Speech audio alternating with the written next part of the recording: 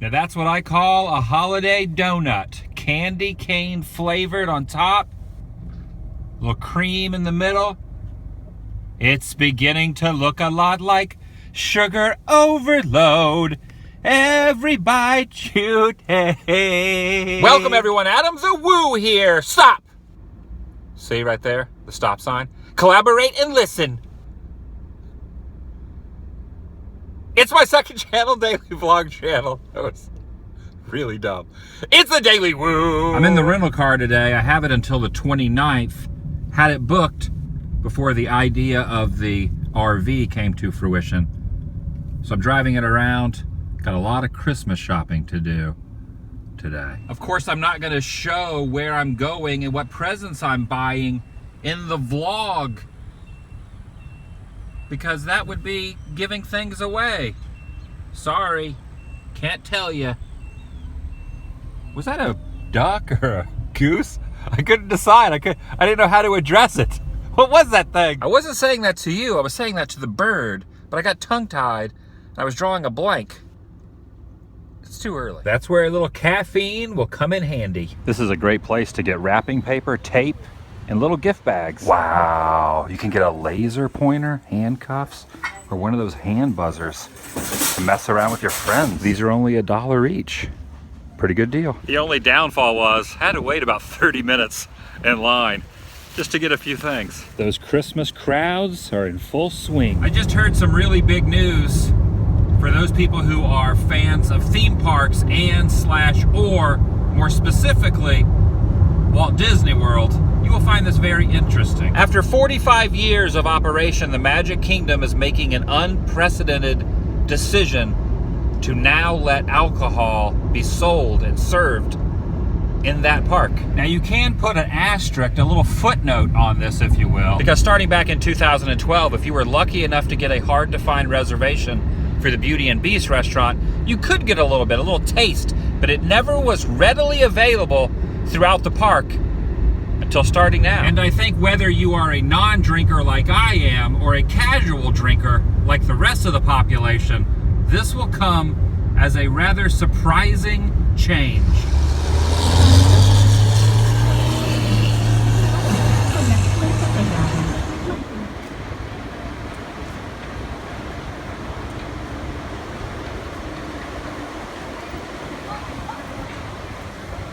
If you're standing, please hold on to the handrails and stay clear of the doors until the monorail stops completely and the doors open. Because since 1971, it followed suit on its West Coast counterpart, Disneyland, and none of that could be purchased anywhere on property. And what I mean by that are the two parks, Disneyland and Magic Kingdom, Walt's original two visions. He wanted to provide a place that you could have fun at without the element of booze. In his words, he wanted to keep things from getting a little too unruly.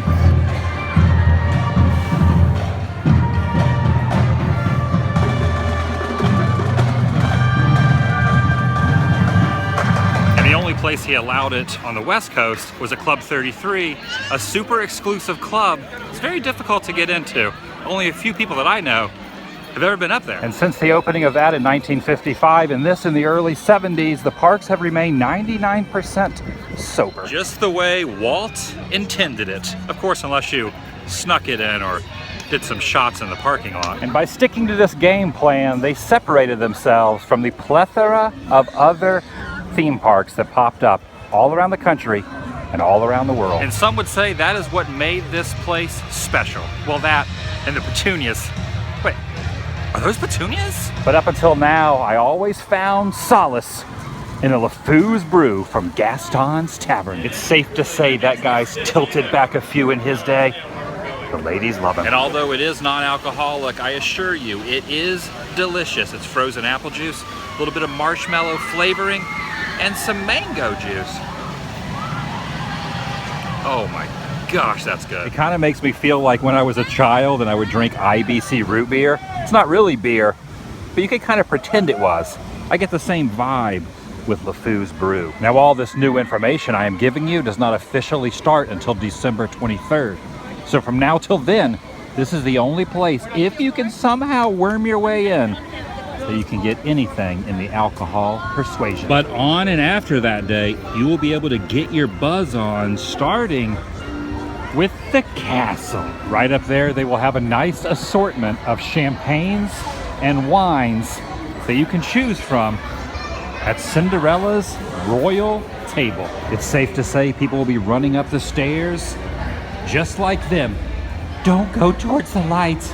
Don't go towards the lights. The Liberty Tree Tavern will feature New England style lagers, ciders, and wine. I have no idea why I said that so slow. Maybe for dramatic effect? The Skipper Canteen, which is a Jungle Cruise restaurant, which is pretty delicious. I've eaten there before.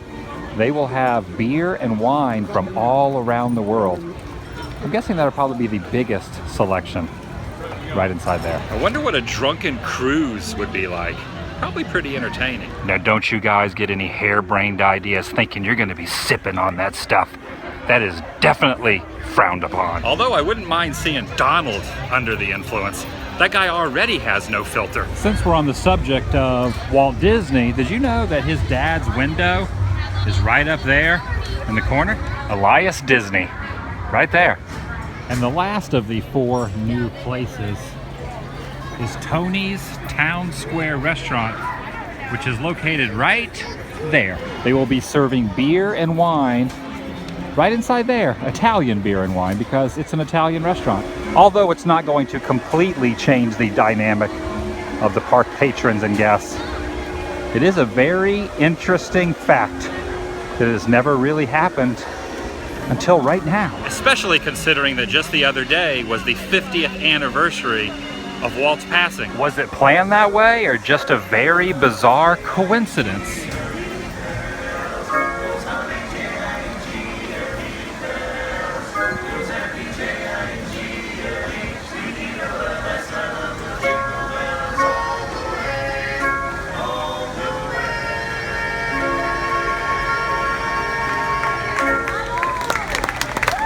Some people are feeling just like Scrooge McDuck, very scared of what this could turn into. But one thing's for sure, judging by those things circling around in the sky above the castle up there, one person is happy about this situation.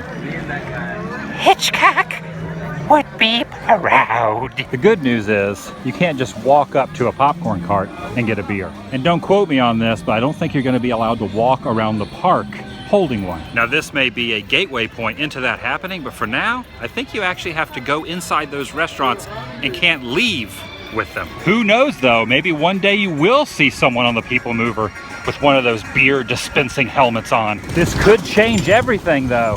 Are they gonna start checking people for their blood alcohol level before they get on the speedway?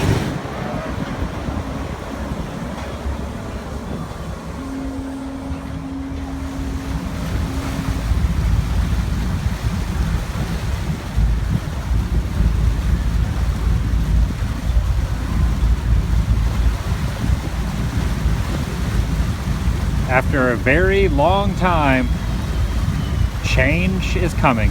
It's inevitable. You cannot have progress without change.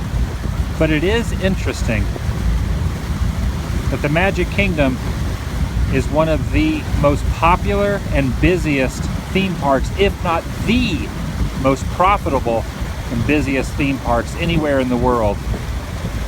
They're changing things up a bit. What's the reason for that? I'll never know.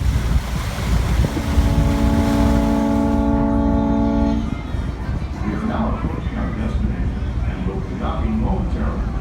For your safety, please stay where you are until we are safely docked. I have ordered some Asian noodles, and the interesting thing about these is there's some sort of like tomato looking wheel. Looks like a tomato when you cut it. I don't think it's a tomato though. I think it's like a crunchy chip type thing with shrimp, and I now have a leafy item on my finger, and they gave me chopsticks. And this guy, spokesman here, eating, well, you're not really eating them, you're just holding them in your mouth. I was tasting them before you eat them. It's a tactic they use here in Hawaii. I like how the whole time The whole time I was showing this, you were just mowing down on those chips, trying not to bite into them. That was amazing. Dude, try not to be seen.